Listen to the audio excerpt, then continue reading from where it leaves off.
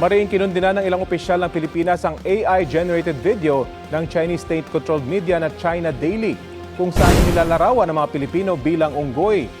Ang naturang video ay inupload ni Philippine Coast Guard spokesperson for the West Philippine Sea, Rear Admiral J. Tariela. Tanong ni Tariela, hindi ba nakakagalit na kung sino pang nanggigipit sa karapatan ng Pilipinas sa West Philippine Sea ang siya pang may lakas ng loob niya na maglarawan sa mga Pilipino bilang unggoy at sunod-sunuran lang sa Japan at Amerika? Ayon kay Defense Secretary Gibo Teodoro, ipinapakita lang daw nito na hindi secure at hindi dapat pagkatiwalaan ng China. Lumalabas din daw ang kahinaan ng isang gobyernong gumagamit ng racism at pagbabanta dahil hindi nito madepensahan ang pag-aangkin sa buong South China Sea sa pamamagitan ng ebidensya at ng batas.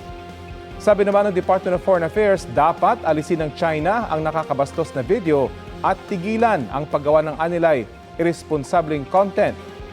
Hinihimok din ng DFA ang China na pairali ng dignidad, respeto at katotohanan sa pampublikong diskurso.